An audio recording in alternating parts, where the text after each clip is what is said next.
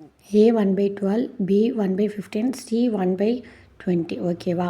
C வந்து எப்போ அந்த 2 டேஸ் கழித்து என்ன பண்ணிடுறாங்கன்னா C வந்து வெளியே வந்துடுறாங்க. ஓகேவா? இதுக்கு நீங்கள் எல்சிஎம் எடுத்திங்கன்னா டோட்டலாக எவ்வளோ வரும்னா 60 வரும். அதாவது ஏக்கு பார்த்திங்கன்னா 5 வரும், பிக்கு வந்து பார்த்திங்கன்னா 4, சிக்கு வந்து பார்த்திங்கன்னா 3. இந்த A5 இருக்குது பார்த்திங்களா? அப்போ வந்து ஏ வந்து ஒரு நாளைக்கு வந்து பார்த்திங்கன்னா 5 யூனிட் முடிக்கும். பி வந்து பார்த்திங்கன்னா ஒரு நாளைக்கு 4 யூனிட்.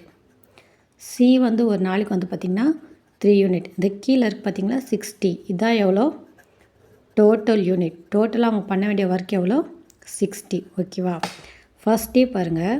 ஃபஸ்ட் டே வந்து ஏவும் பி சி 3 பேர் சேர்ந்து வேலை செய்வாங்க. அப்போ 5 + 4 + 3 அது வந்து எவ்வளோ 12.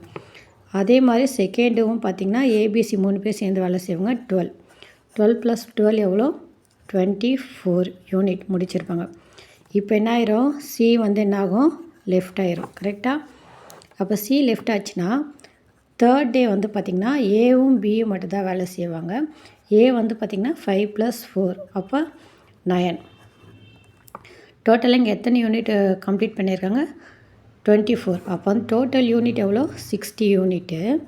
அந்த ஃபஸ்ட்டு 2 நாளில் பார்த்திங்கன்னா 24 யூனிட்டு. அப்போ பார்த்திங்கன்னா 36 யூனிட்.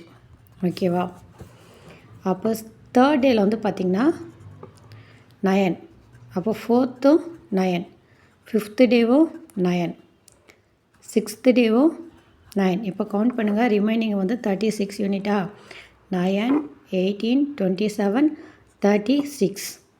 இப்போ ஆன்சர் என்ன கேட்குறாங்க, ஏவும் பியும் சேர்ந்து எத்தனை நாளில் வேலை முடிப்பாங்க? 1, 2, 3, 4. ஆன்சர் வந்து பார்த்திங்கன்னா 4 days.